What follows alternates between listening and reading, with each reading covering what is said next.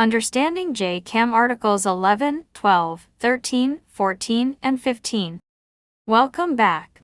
Today, we are continuing our comprehensive walkthrough of the Joint Contract Administration Manual, or JCAM, by examining Articles 11, 12, 13, 14, and 15.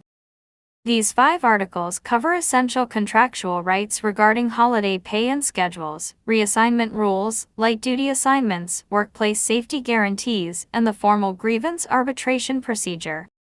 Let's break down each one step by step. Part 1, Article 11 Holidays. We begin with Article 11, which governs paid postal holidays, holiday pay eligibility, and the rules management must follow when scheduling carriers to work on a holiday. Article 11 establishes the official recognized national holidays for letter carriers. Full-time regular carriers receive paid holiday time off or holiday leave pay. If a regular carrier's normal non-scheduled day falls on a recognized holiday, their designated holiday moves to the preceding work day.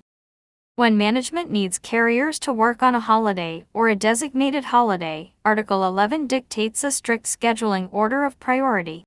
Under standard local and national agreements, management must seek volunteers first before forcing non-volunteers. This usually requires posting a holiday volunteer schedule at least 10 days prior to the Tuesday before the service week in which the holiday falls.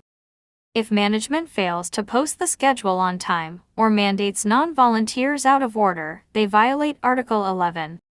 To see Article 11 in practice, imagine Veterans Day is coming up. Management fails to post a holiday volunteer schedule by the contractual deadline. Then, on the day before the holiday, a supervisor verbally forces a junior full-time regular off-duty carrier to come in and work, completely skipping senior full-time regulars who had actively requested to volunteer for holiday pay. This late notification and failure to follow proper volunteer selection rules is a direct violation of Article 11. Part 2, Article 12 Principles of Seniority, Posting, and Reassignments. Next is Article 12, one of the most technical and extensive sections of the JCAM.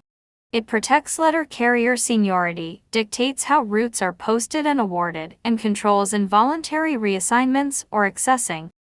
Article 12 establishes that seniority is calculated based on continuous career service in the city letter carrier craft. Seniority dictates route bidding rights, vacation selection order, and shift preferences. When a full-time route becomes vacant, management is required to post the assignment for bid within strict timeframes and award the route to the senior qualified bidder. Article 12 also sets rigorous protections against accessing when mail volume drops or operations consolidate, forcing management to move carriers out of a section, craft, or installation. Before management can involuntarily reassign career letter carriers outside their installation, they must exhaust non-career hours, attempt voluntary reassignments, and notify the union at least 60 days in advance.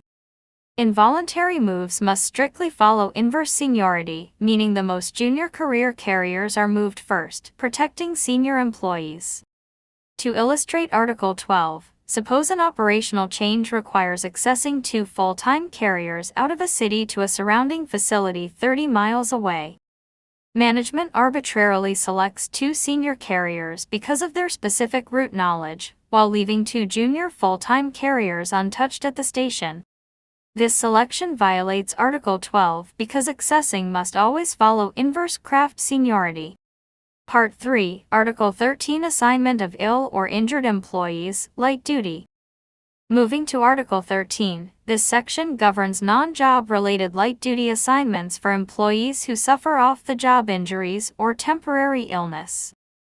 Article 13 provides a structured process for career letter carriers who are temporarily or permanently incapacitated by a non-occupational illness or injury to request light-duty work.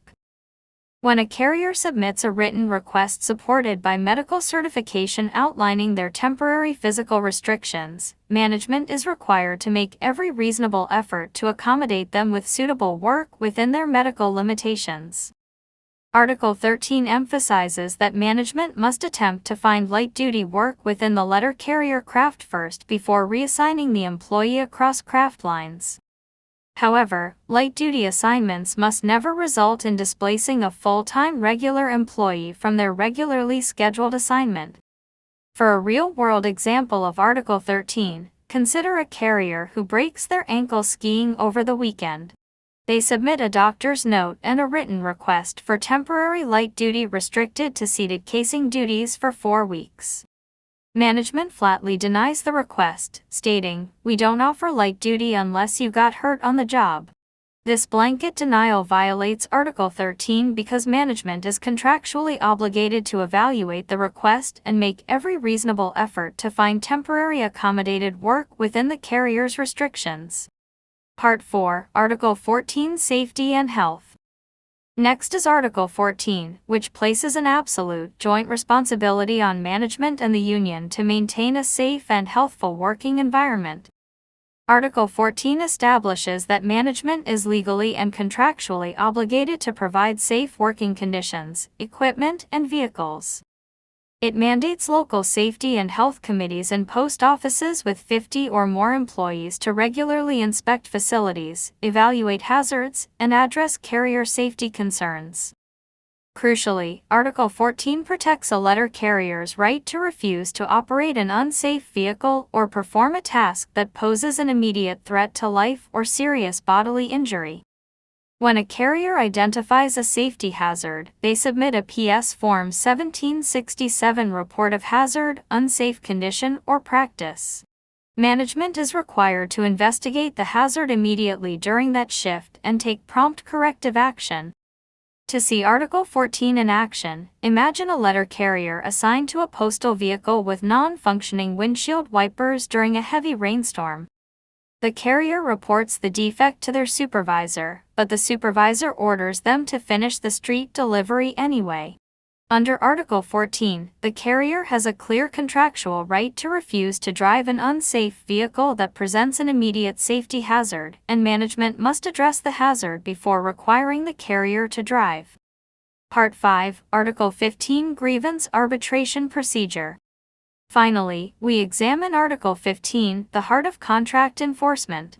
Article 15 sets the 4-step formal process for resolving disputes, contract violations, and disciplinary appeals.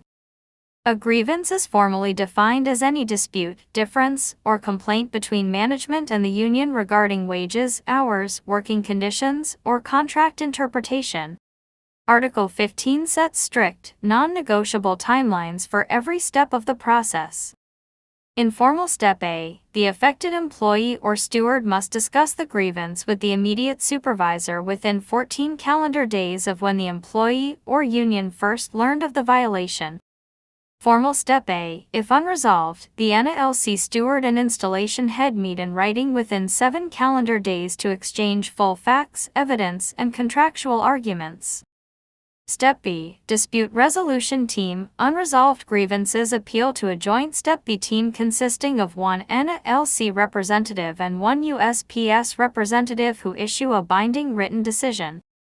Arbitration. If Step B impasses, the case is appealed to an independent, neutral arbitrator whose decision is final and legally binding on both parties.